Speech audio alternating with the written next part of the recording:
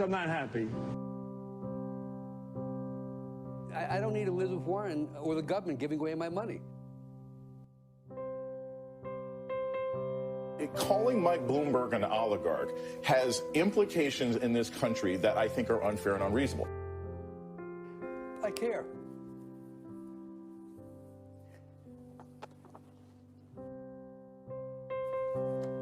That's it.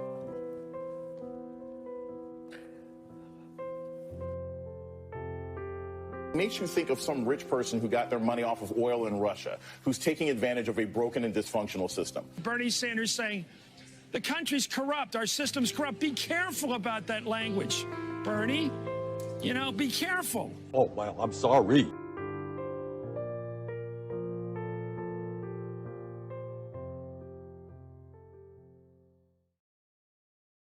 It's like a shark, NATO, except with poop.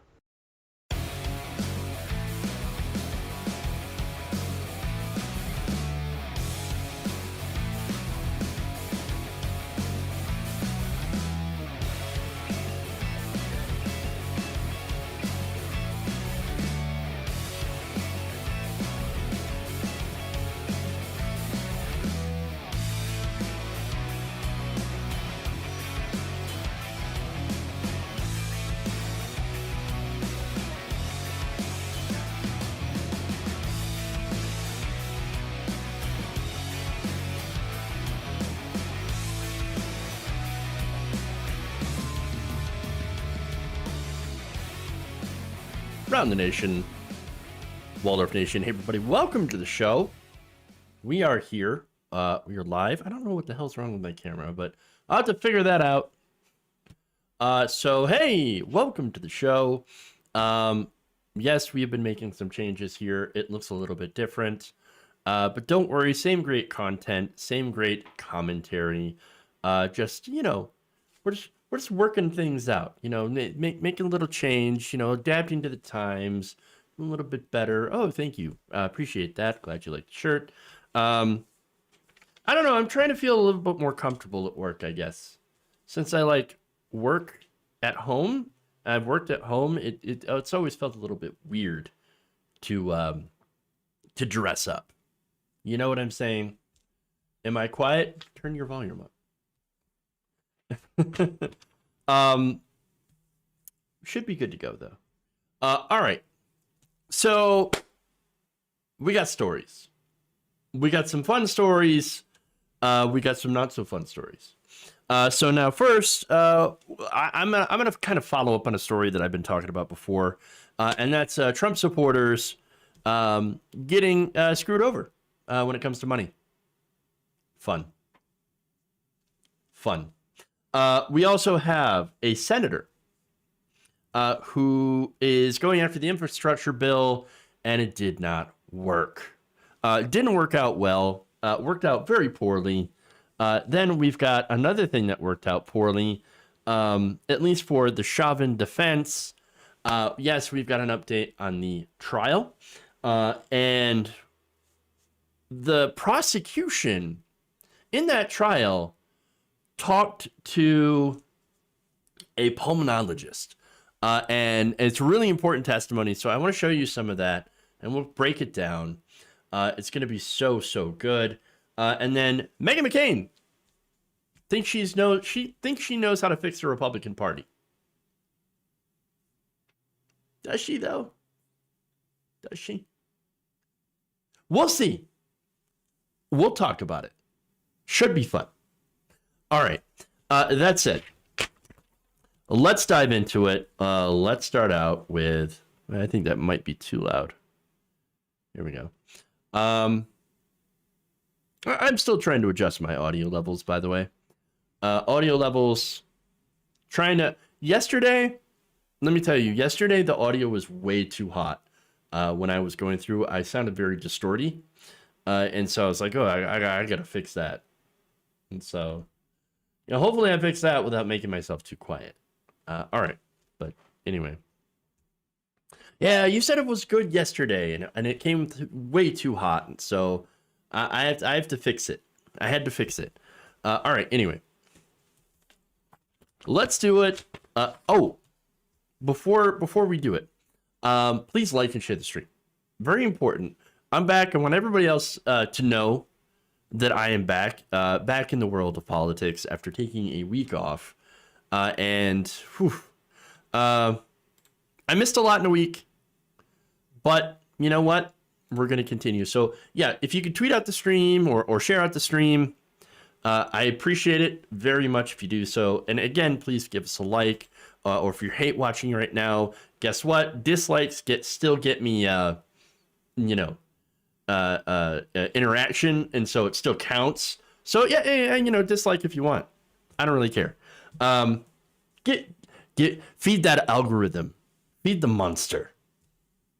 All right. Anyway, let's do it. Let's get to the show.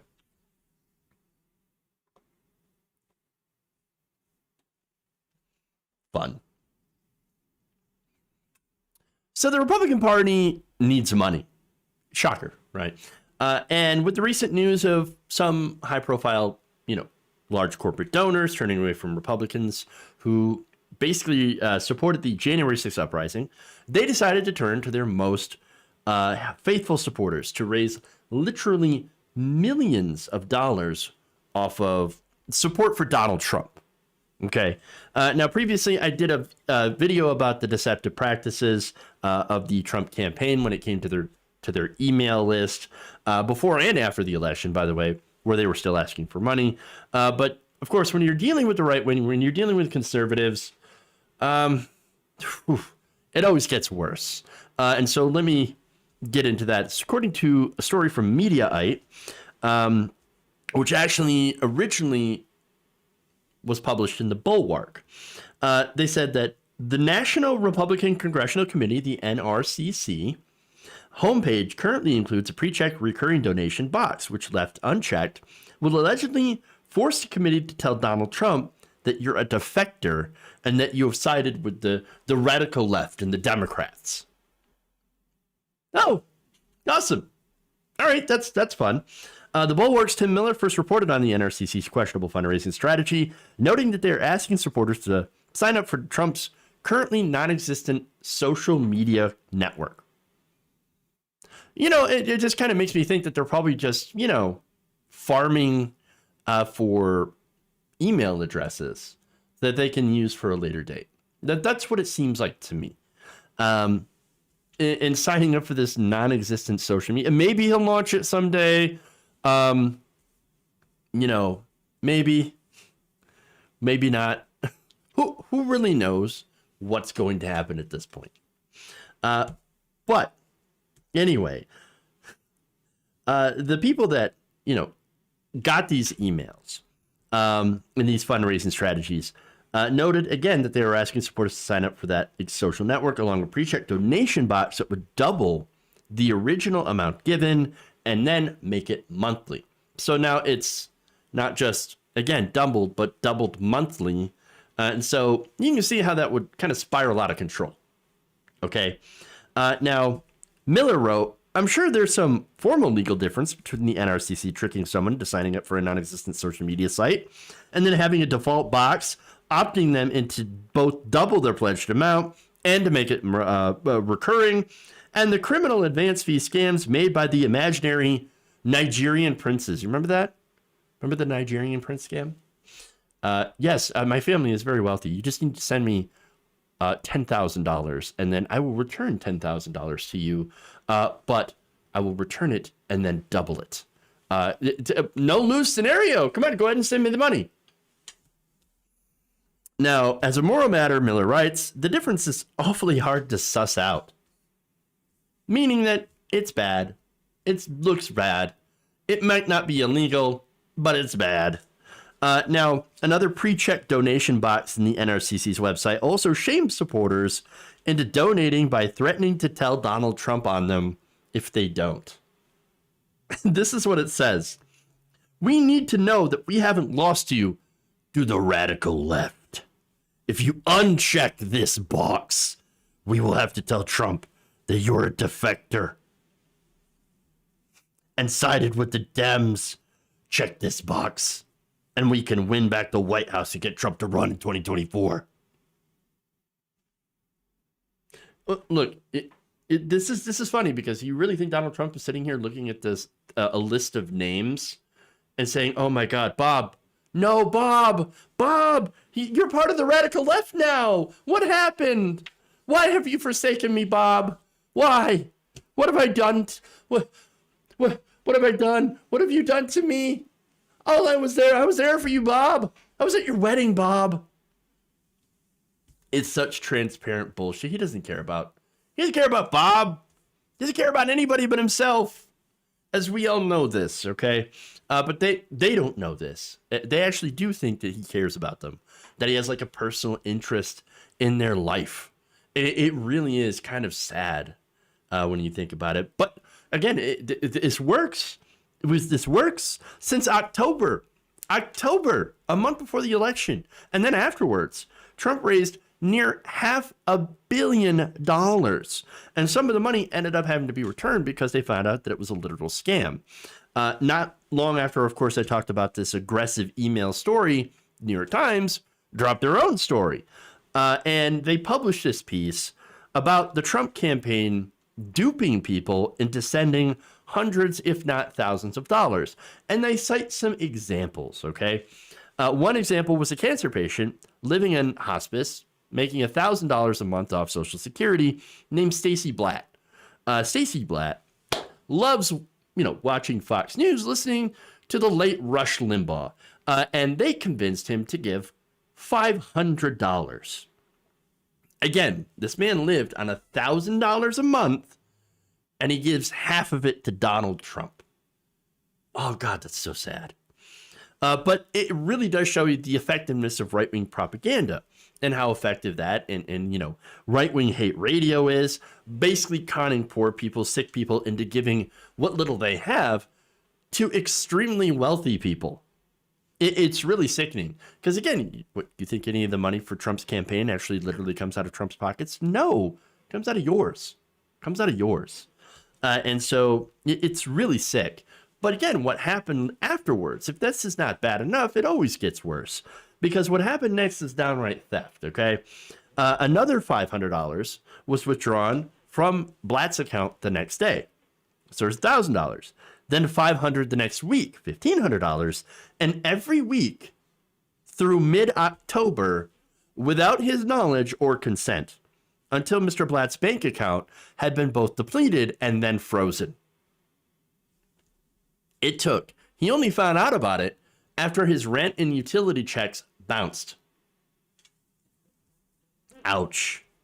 And they found out when they looked at the numbers, when they looked at his account statement, they found that in the space of 30 days, the Trump campaign took $3,000.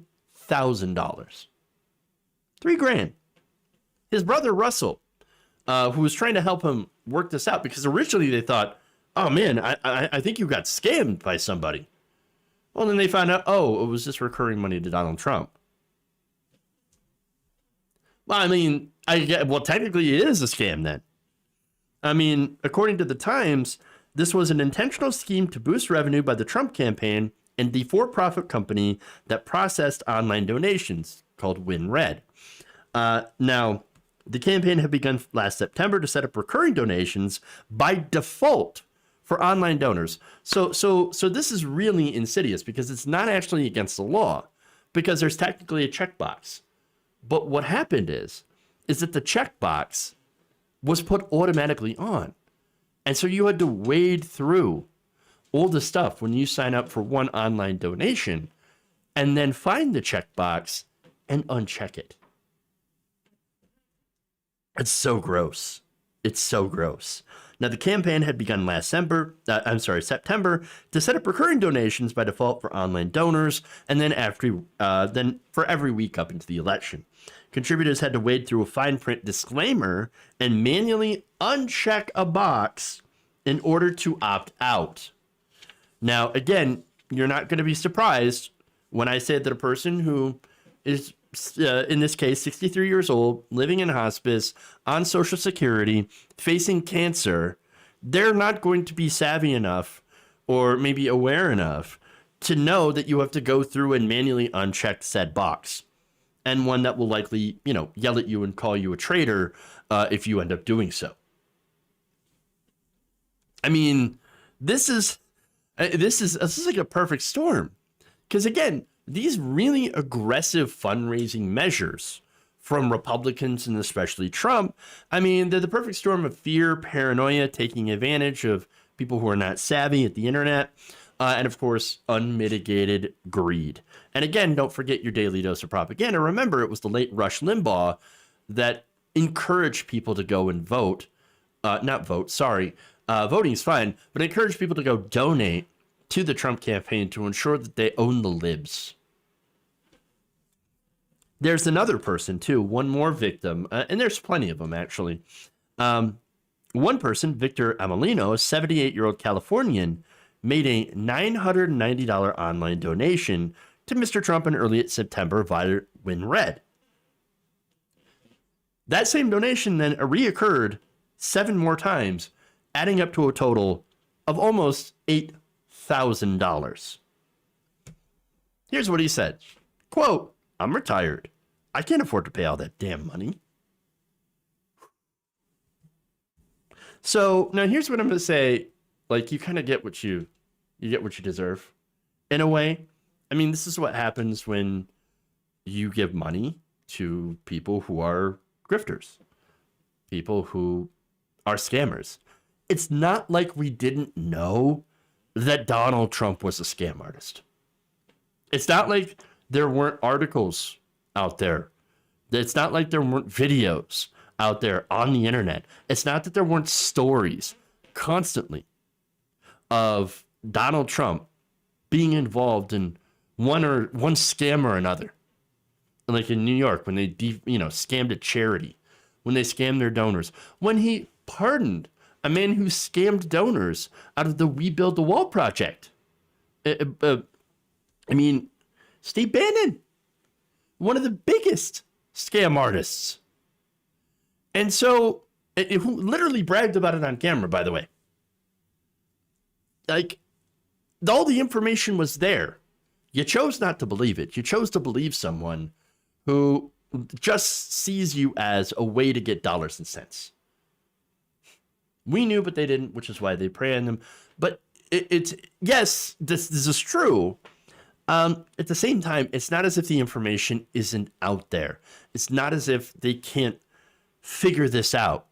But when you see videos like this, maybe people are not like exposed to this. Maybe they don't go on left-wing YouTube channels such as mine, which they should, obviously, because then they would know what's going on. They would know if they were being scammed or not. But like, it feels like, yes, taking advantage of people through the ignorance of how things work, and that's a problem. Okay, and that's really what I'm trying to do when I talk about this stuff. I'm trying to get people to realize who these people really are, and I don't mean just Donald Trump. I also mean the Republican Party essentially as a whole, because they are also scammers. They're also selling you a bill of goods. And so they all are. Again, the Republican Party, as I've said before, it only exists as a money funneling scheme for the rich. Deep down, even the most ardent Republican voter knows this, knows that their politicians are essentially scamming them, at least when it comes to the establishment politicians. But even the maybe not the Marjorie Taylor Greens, because she actually believes what she's saying. But a lot of these politicians, I mean, they're grifting for your cash. It really is amazing. And it also makes me think of a recent story that came out, David Pakman. David Pakman was literally asked to be a conservative pundit. They said, "We got this boatload of money for you, David, if you come and do conservative content." Now, of course, he turned it down, which is the correct answer. But it really shows you, like the Dave Rubins of the world, scam artists. I don't know if it's Charlie Kirk's of the world, but Candace Owens for sure, definite scam artist, trying to make the conservative message cool for money, because that's where they have all the money, and they're taking advantage of regular people who don't know any better in order to make that money. And again, to scam people into giving them that money. It's gross. So again, this is not shocking to me though, and it's not shocking to you very most likely that they play on people's fear, they play on people's ignorance, and they scam them for money, for cash. Now let me show you what happened in this case. So it turns out that in the final 2.5 months of 2020, the Trump campaign, the RNC, and the shared accounts had to issue 530,000 refunds worth a total of $64.3 million to online donors. As a result of this, holy crap. Not all as a result of this. To be fair, of course, there are returns that happen with any campaign. People that make mistaken donations or people that pull their support, and other reasons that they return donations. But that is a lot. There's probably a large chunk of that was a result of things like this. The result of scamming their own supporters. But again, they're Republicans. That's what they do. They're not a political party, as I keep saying on this show over and over again. They are a reactionary movement. They're to socially wrench us back to the 1800s, as well as scam as much money from the middle to send to the top as they can. And unfortunately, for a significant set of this population, well, these tricks, these tactics tend to work. Sad. Yeah, it was an interest-free short-term loan. That's a great way to put it.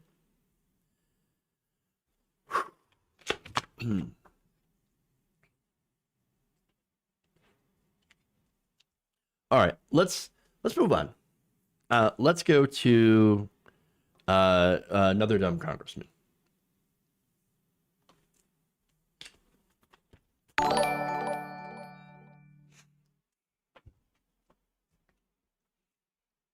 On Wednesday, Senator Marsha Blackburn posted a Twitter thread filled with graphics attacking President Joe Biden's $2 trillion infrastructure bill, but ended up actually doing a pretty good advertisement for it. So let me show you those graphics here. All right, so here we are. Biden's infrastructure proposal. It's the latest attempt to push through a liberal agenda. Take a look at what Biden wants taxpayer dollars going towards. Uh-oh. Oh, man. Climate change. Oof. Climate change research, studies. Wow.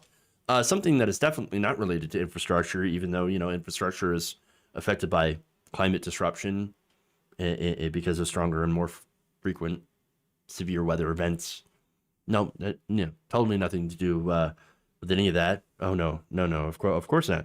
What are we talking about? I mean, come on. There's more. $220 billion for green transportation initiatives. No, not green transportation. No, which is also exactly what infrastructure is. Infrastructure. Transportation. And of course, it's also going to benefit people that live in cities, where most Americans happen to live and work. And not only by, of course, reducing carbon emissions since they're green, but also this would go to increasing and improving public transit and creating sustainable jobs as a result. Okay. And yet that is putting their priorities over Americans' priorities, which is strange considering how most Americans actually do live in cities. Interesting. But hey, okay. That's just mild. All right. So now here we go with the coup de grace of terrible takes by Marsha Blackburn. President Biden's proposal is about anything but infrastructure. $400 billion towards elder care. Oh God. Oh dear God. No, not not elder care. Anything but elder care. How dare you? How dare you do elder care? I mean, imagine being the party of people who are 65 plus and then having the message of fuck old people in your care. I mean, it seems kind of out of step with their actual voters. And of course, there's a reason for that. Turns out this happens to be incredibly popular with the American people. This infrastructure bill. In fact, why don't we take a look at the poll numbers here on this? I got a visual. Oh, look at that! According to a Politico Morning Consult poll, this is all the stuff that's part of Biden's infrastructure bill happens to be incredibly popular. And as Jose points out, weird that a majority of Republicans like it though, even though all this stuff it apparently is socialism. It's the devil. It's terrible. We hate this infrastructure bill because, you know, something Joe Biden, China or something. Weird. Very, very strange. Very strange. It's almost as if Marshall Blackburn is nothing more than a clueless reactionary and doesn't actually give a shit about policy. Weird. Anything done on libs, I guess, even if it screws over our own voters. Don't care. So now this got panned online, and it's funny, so I'm going to actually give you some of these responses here. But first, it turns out even the Democratic Party, their Twitter account, which regularly gets owned by leftists all the time, they were able to own someone online this time, and that's Moshe Blackburn. They used this image as an advertisement and said, POTUS's job plan makes needed investments in caregiving, giving seniors and people with disabilities the care they need while giving care workers the raise they deserve. Well done. Well done on that. Wow. A tweet so bad that it makes the Democrats look good. Well done. Well done on that one. But from here, the responses actually get even worse. One person says, you're just further proof of how utterly beyond salvaging today's GOP is. Each of you Republican senators is just a soulless husk, void of a heart, morals, or any ideas of value. Mere grifters and racists, willing to say and do anything for money. The future be damned. What a legacy. Oof. Wow. Who's got a hammer? She brought a hammer. She brought a hammer. That's what that was. Ouch. Okay, anyway. More. Hey, remember how Texas's infrastructure went down for a week or more because of the electric grid wasn't equipped for climate change? Yeah. This is about infrastructure, lady. Good. Another person says, did the Biden administration pay Marsha for this tweet? True. It's a good question. It really is a good question. Another person asks, are these supposed to be bad things? Look, they're good things, and I'm for good things. Now, of course, look, you ask me from a leftist perspective, I'm always going to say that stuff like this isn't enough, that we need to continue to push further. But I also take the W. That's if, of course, there is a W. And that brings me to the problem. None of the ghouls, none of the GOP ghouls in Congress are going to support this. Okay, we know that. Republicans, they're against their own constituents, by the way. They're against their own demographic. They're more than happy to say, fuck grandma. We saw that during the coronavirus pandemic when they said, well, you know what, just let's all go out and live our lives. Let's open everything up. And if grandma dies, grandma dies. Sorry, sad day for you. I mean, so we know that. We know that they don't care about their people. They don't care about their base. And so, no, they're not going to support something because it's popular. Okay? They are not populists at all. In fact, they only stand for their donors, which is funny because their donors also benefit from this. Mitch McConnell has come out and said, well, I have some problem with the spending. And, oh, you're trying to raise taxes on the rich. The current tax proposal, of course, is to raise the corporate tax rate to 28%, up from Trump's 21%. By the way, this is not the low, or I'm sorry, it wouldn't be the highest corporate tax rate. Back in the 1960s, I believe it was 1969, we had the highest corporate tax rate in this country, which was about 53%. That's how high it was. 28% is not going to be, it's not going to destroy the business community. And that's one of the biggest lies, of course, that you hear from conservatives, from Republicans. And guess what? People like Joe Manchin. Joe Manchin doesn't want to do this. He doesn't want to do this through budget reconciliation. He's against that. And he's against, of course, blowing up the filibuster. And in fact, he just recently came out and said, there's no way I will ever do anything to limit the power of the filibuster or eliminate the power of the filibuster. We're going to do things with Republican support, which means this bill not going to happen. This is not going to happen at all. So people that want to do infrastructure, even though we have got, crumbling roads and bridges, and, we've got all this stuff that we need to do to get us ready for climate change, or to try to mitigate climate change, not going to happen because one person has held the Senate and he's holding it hostage. And I say that one person because we know the Republicans are too ghoulish, are terrible people, don't really care about the environment, don't really care about the future. In fact, their entire thing is trying to bring us back to the past. Well, that one person that could make a difference, in this case, is Joe Manchin, who, as I said before, is refusing to do anything.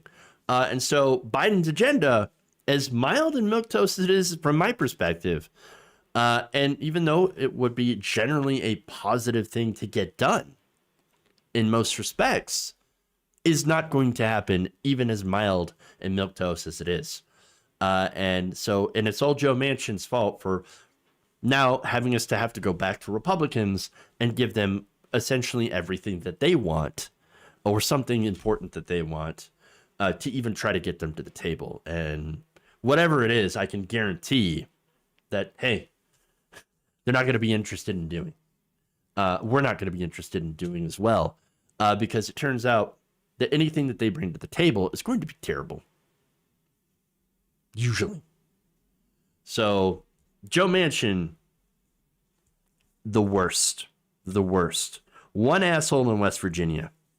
And by the way, it's ironic because in West Virginia, they need infrastructure the most. This kind of shows you how Republicans, along with their ally, Joe Manchin, are completely out of step with most of the American people, and of course how deeply broken the Senate is. This is why shit doesn't get done. Okay. Let's move on. Hey, let's move that over.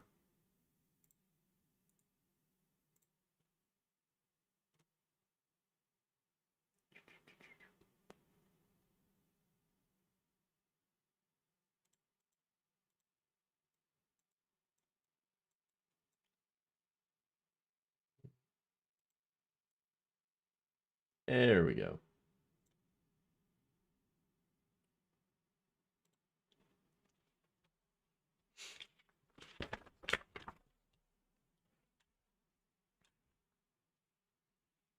Doing it live. We're doing it live. Ah, man, I should have put that on my soundboard. I don't have it though. Sad. Very sad. All right.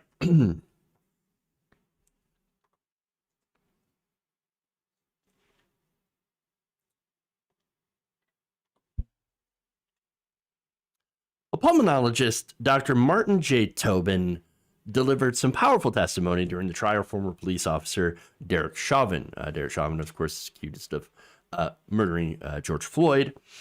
In this, he testified that the lack of oxygen as a result of Chauvin keeping his knee on the neck of George Floyd was the ultimate cause of Floyd's death, dealing, of course, a massive blow to the defense of Chauvin. So now I want to show you a little bit of that where he kind of explains things, and then we'll break it down. Take a look. Doctor, in this case, were you able to observe whether Mr. Floyd's breathing was impacted by the handcuffs and the placement on the street? Yes, I was. What did you observe, Dr. Tobin? What I observed is particularly in terms of the hands of the police and the handcuffs, particularly on the left side. So they were forcing his left wrist up into his chest, forcing it in tight against his chest, forcing it high up. And you have to keep in mind that the opposite side of this is the street. So he was being squashed between the two sides. And so this meant that he couldn't exert his pump handle because, the street totally blocked his pump handle. There was no way he could do any front to back movement. And again, the way they were pressing in on the back, there was absolutely no way that he could do any front to back movement. Then in addition, because of the knee that was rammed in against the left side of his chest, sometimes the knee was down on the arm or in against the chest. So this would have the same effect. So basically, on the left side of his lung, it was almost like a surgical pneumonectomy. It was almost to the effect as if a surgeon had gone in and removed the lung. Not quite, but along those lines. So there was virtually very little opportunity for him to be able to get any air to move into the left side of his chest. So he was going to be totally dependent on what he'd be able to do with the right side.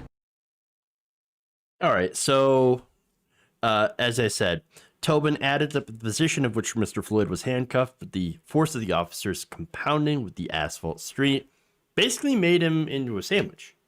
He was sandwiched between there, and guess what? Couldn't breathe.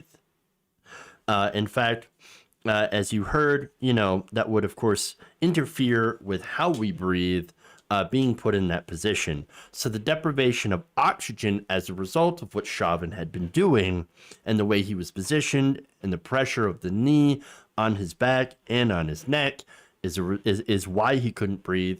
And then as a result of not being able to get enough oxygen, his heart stopped. It didn't have anything to do with heart disease. It didn't have anything to do with fentanyl. Had he not been restrained in the way that Chauvin had restrained him and the other police officers, George Floyd would no doubt be alive right now. That's what I'm getting from this testimony. Okay. Tobin also explained that compressing the hypopharynx, the bottom part of the throat, made it breathing akin to trying to breathe through a straw. Now, could you imagine being squished to the point of where all you could do to breathe is to breathe through a straw? But it's also worse.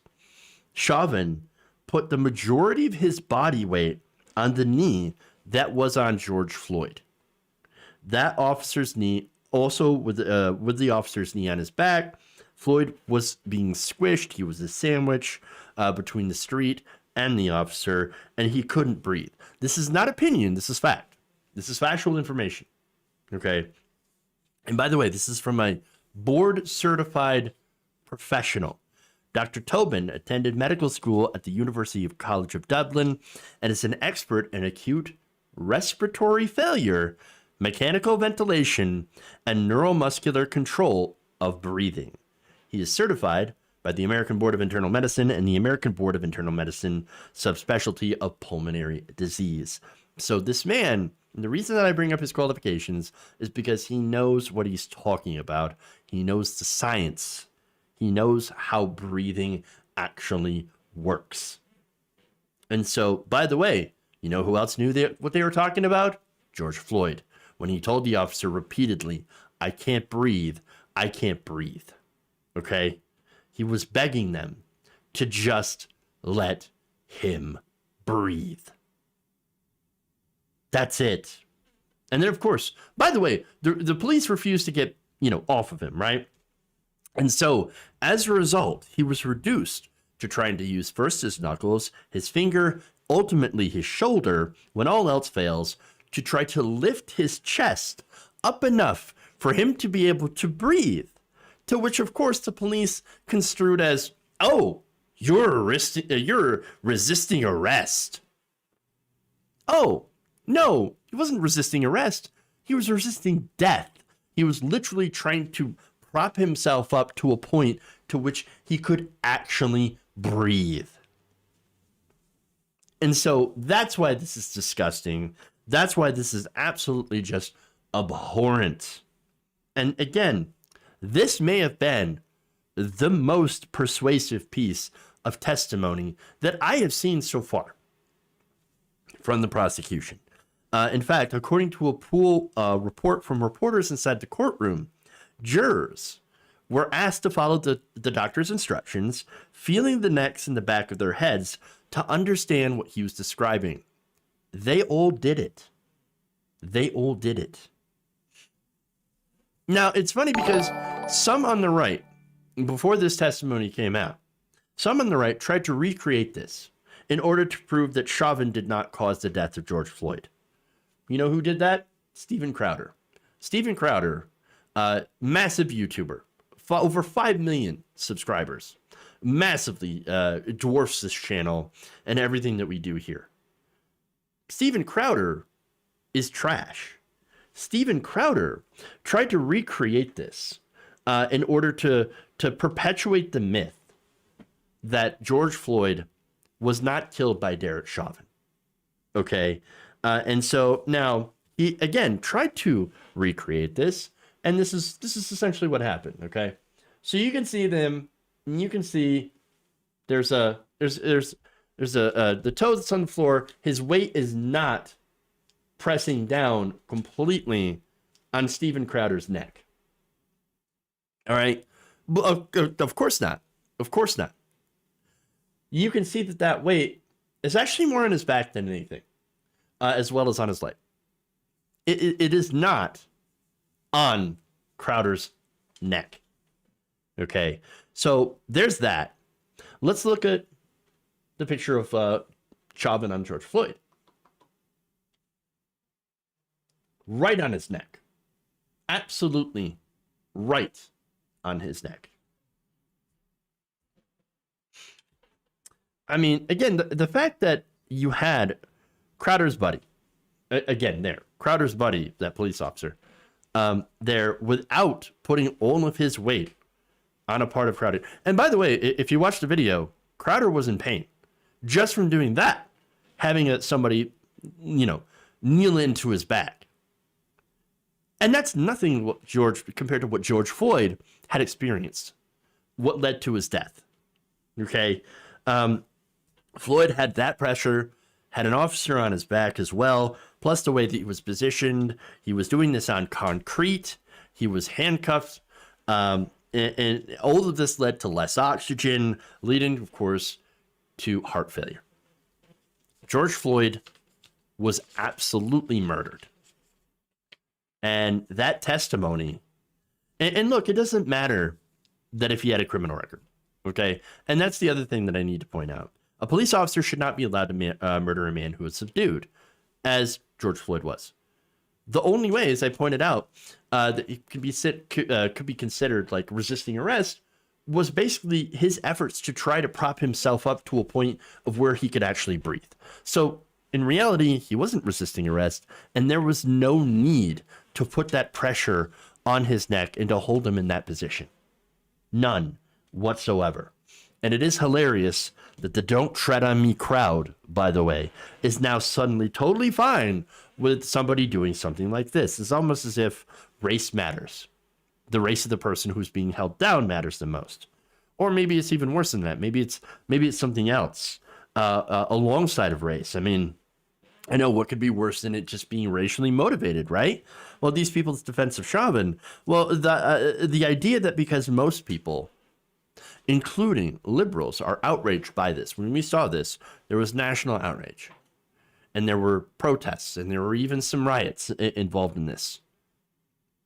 what would make it worse is that if the conservatives looked at this and said, well, the liberals are against it, I guess we must be for it. We have to be against the liberals. Okay? Not only do we have to be against the liberals, but look, he's black. We don't care about him anyway. We must be against him and for the police officer, no matter the facts, so that we can own the libs, so that we can sit here and have outrage porn, so that Steven Crowder can sit here and do virtual signal bullshit and, you know, get millions of or hundreds of thousands of views off of it and still not get kicked off YouTube for it, for blatant racism. It's 100% reactionary. It's 100% trash is what it is. Maybe I'm wrong about his motivations. Maybe he does believe in the I don't know, in the crushing police state.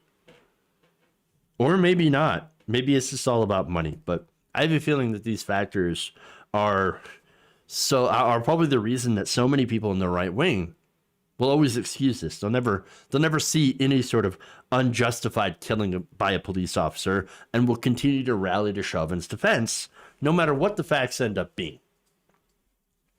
Make no mistake, though, if the jury is fair and impartial, this would make an impact.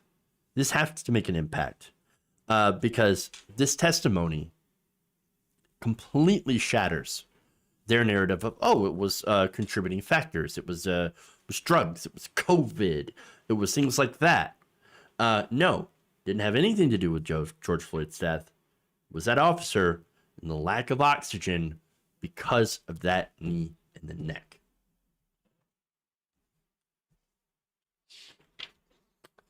All right. I'm going to take a break. We're going to come back. We got Meghan McCain being Meghan McCain. So you're not going to want to miss this infuriating story about where the Republican Party is going. Fascinating. So we'll do that right after this break. Around the Nation.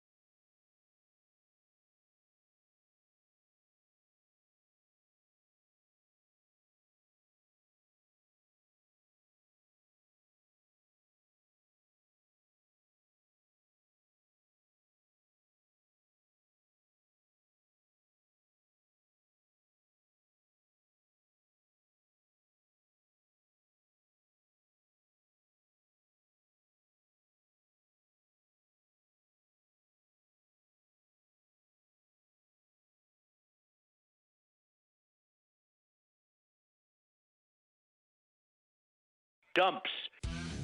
Big, massive dumps. There's insanity in the control room.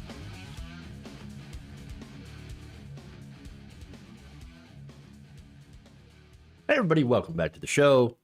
Around the Nation right here, Waldorf Nation, Jeff Waldorf here with you. All right, so let me thank a couple of people here.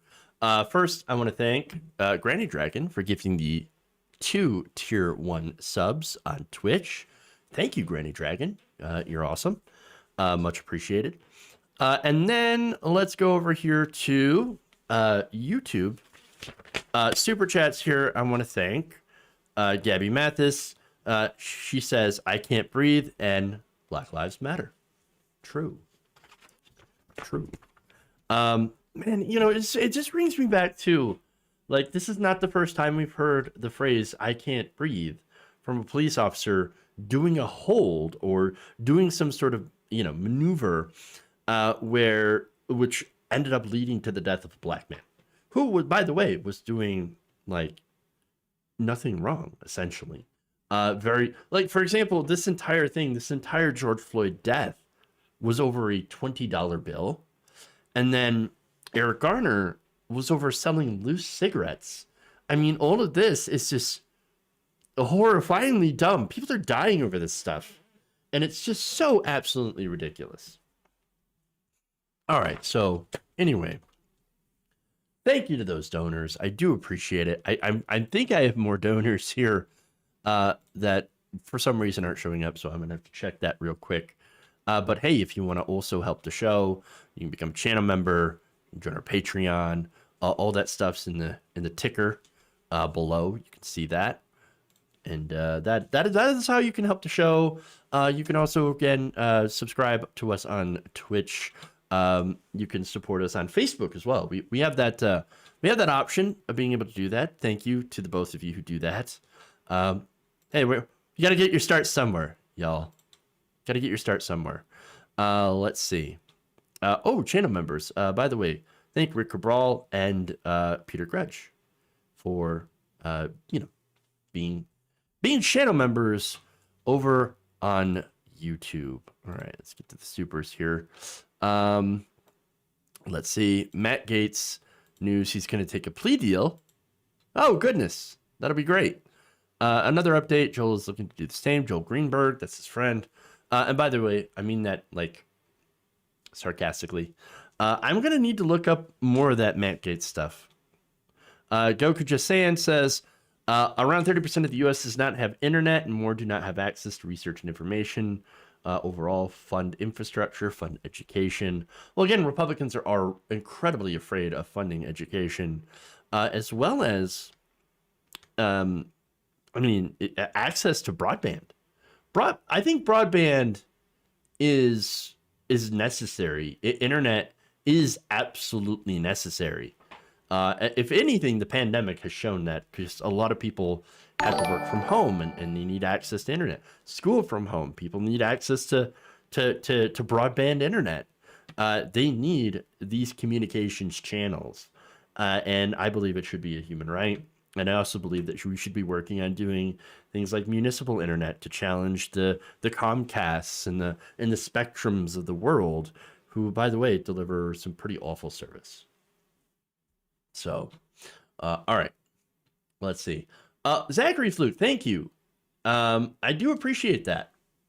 The pulmonologist was definitely the most compelling in the prosecution's case so far. Absolutely. And it didn't, they did also bring in a lot of police people who were like, well, this is not standard practice. And, there was definitely overuse of force here. I do think that's CYA on the part of the police department. But hey, it does help ultimately the prosecution to hold Derek Chauvin accountable. So, I guess we'll take the W here. Betsy Davis, thank you so much. I really appreciate that. Thank you. Veggie Godzilla, I'm still working on the set. It's not done yet. You see that green over in the corner there? I'm trying to work out getting some lighting options, and we're doing some things. We're doing some things. Things are happening. Things are moving. Okay, anyway. Speaking of moving, let's go to our last story here. Let's go to Meghan McCain. Because you all have to have the Meghan McCain fix today. Have to. Very important.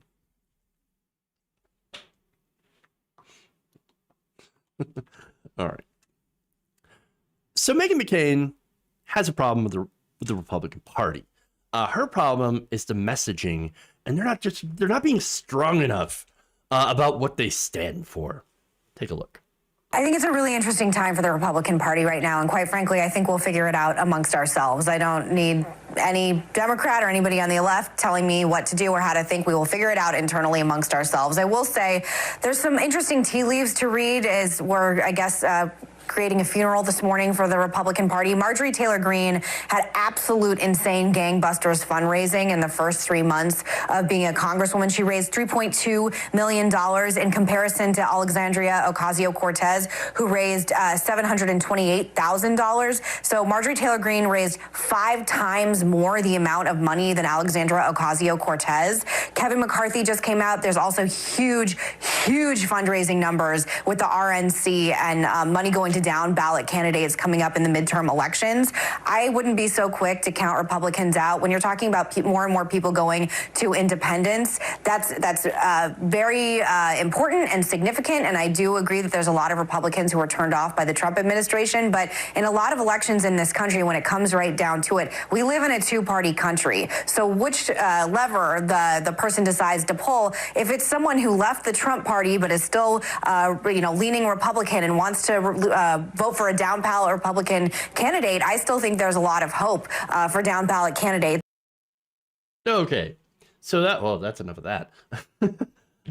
So hey man, our party might be bleeding support, but look at our great fundraising numbers that insane people are bringing in. They're insane, reactionary, but look at all the money.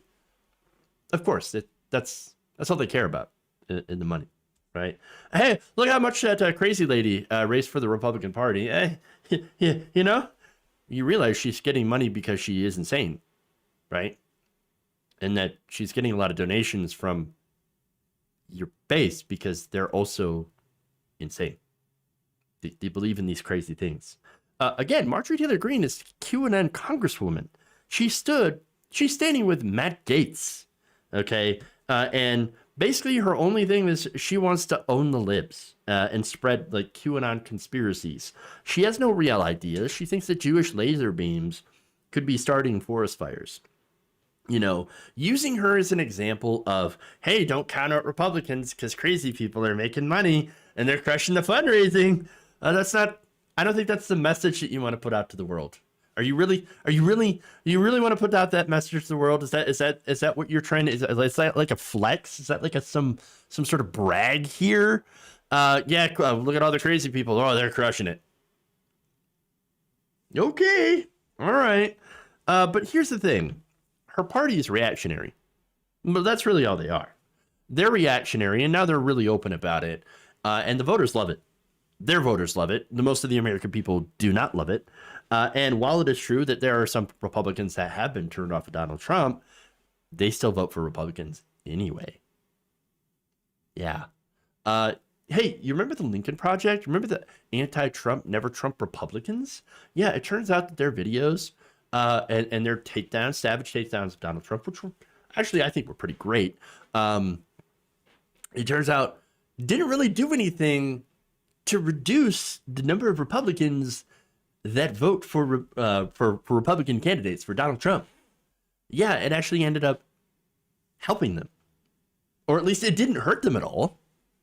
And so you got to kind of wonder, like, why would you reach out to Republicans? Why would you expect Republicans to do the right thing when they live in this bubble? They live in this reality where lib's bad, can't vote for a lib. Even if I don't like Donald Trump, I still kind of like him. Yeah. So, there's that. It shows that too, if you're uncomfortable with Donald Trump and you're uncomfortable with the Marjorie Taylor Greenes and the Lauren Boeberts of the world, okay? And the Matt Gaetz of the world. Turns out happens to be pretty unpopular within Republican circles. It still shows that none of that is a deal breaker for y'all. None of what was said, none of what was done is a deal breaker for you. You're still going to end up voting for Republicans because gotta own the libs. Gotta own the libs. Interesting. But there's more here, okay? So now she's going to talk about what she wants to see from her party going forward.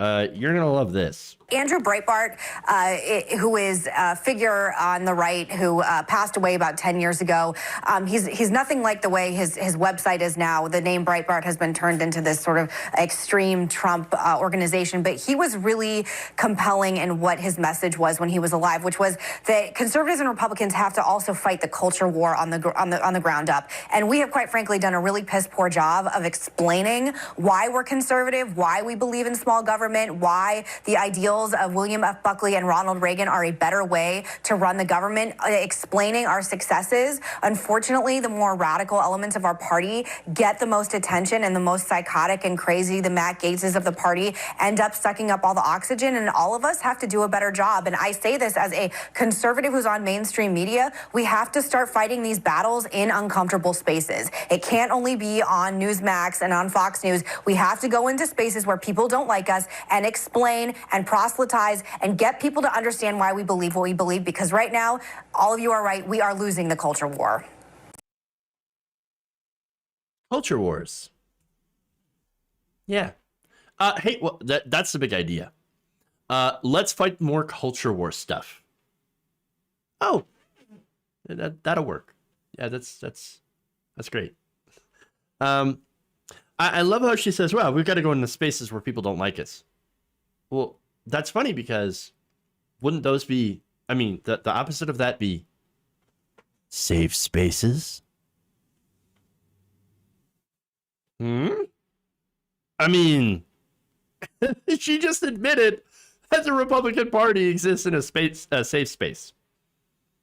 Ironic. So ironic. But yeah, that's her biggest issue, the culture war. And so she wants to continue to fight the ridiculous culture wars. Not, of course, making American people's lives materially better, which, by the way, Ronald Reagan, as she mentioned, did not do. In fact, Ronald Reagan was the start of American decline in the modern era. He crushed unions, which, of course, eroded worker power, lowering wages and benefits for the average American worker. Now to the point, of course, where inequality is at record highs. Most Americans, half-full Americans, can't afford a $400 bill. Emergency, where you have record numbers of wealth and income inequality. You have Jeff Bezos is a billionaires. Is an absolute, like, he's got all the money. He's got a lot of that money. And they all do, all of these different billionaires. And most people, again, don't have a whole lot to themselves. They have difficulty buying homes. They have difficulty paying for their college or paying off their student loans. And you got all these billionaires, but they don't pay their fair share in taxes. And that's really the effect of a conservative policy, of conservative economic policies. So you've got more billionaires and less for the rest of us. But here's the thing. The Republican Party has no explanation of what they actually stand for, because they don't really stand for anything. They are reactionary. That's all they are. They don't have policies other than tax cuts for the rich, or their donors, of course, more guns, less regulation for corporations, businesses, and then they have the culture wars. And that's essentially it. The culture wars, banning abortion, ending birth control, rolling back women and LGBTQ plus rights, and of course, spending more money on the military because they're perpetually afraid of other people, and then, of course, throwing money at endless wars. That's right now the mainstream conservative ideology, and has been for a long time. And it turns out that a lot of this is not popular with the American people. No, most of the American people are not in favor of these policies. And so this is why Republicans constantly talk about the cancel culture. And so you've got Dr. Seuss and canceling Coca-Cola, Delta, not for, of course, Coca-Cola's, for example, exploited business practices, massive subsidies, and the fact that it's filled with nothing more than deliciously addictive corn syrup, which is slowly killing us, by the way. But no, they hate Coke because it turns out that Coke is like voting laws, anti-voting laws are not cool, man. You shouldn't do that. This is what the Republican Party is. This is a bunch of reactionary, freedom-hating ghouls. And Meghan McCain can't explain it because she's either too stupid to realize it, or she knows exactly what the Republican Party stands for, which is nothing, and is admitting it and trying to say, well, you know what we should do? Focus on the on the culture wars, which is just nothing more than a gigantic distraction, because we don't have anything that's going to help the American people. What side you take on that, either being too stupid or knowing exactly what's going on? I'll leave that up to you to decide. I'm just offering the two options. All right. Yeah. All right. Look, that's all I got time for. Thank you for going around the nation with me today. Please like and share the stream if you haven't already. Very helpful if you do so. Helps out the show. Become a patron, patreon.com/Jeff Waldorf. Old habits die hard. Or, help do what Octo Squiddies did and subscribe for 2 months at tier 1 on Twitch. That helps us as well. Again, or do super chats or Patreon channel memberships, or just like and share the streams and videos that we put up. And so all that stuff. So thank you so much for going around the nation with me today. Love you all. And remember, change begins with you. Good night, nation. We'll see you later.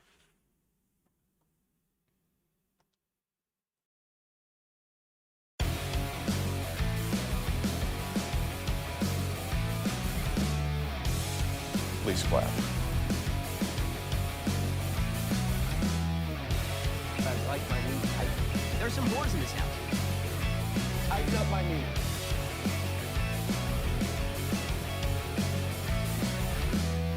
Dumps. Big, massive dumps. Wait. You're getting nervous, man. Who's got a hammer?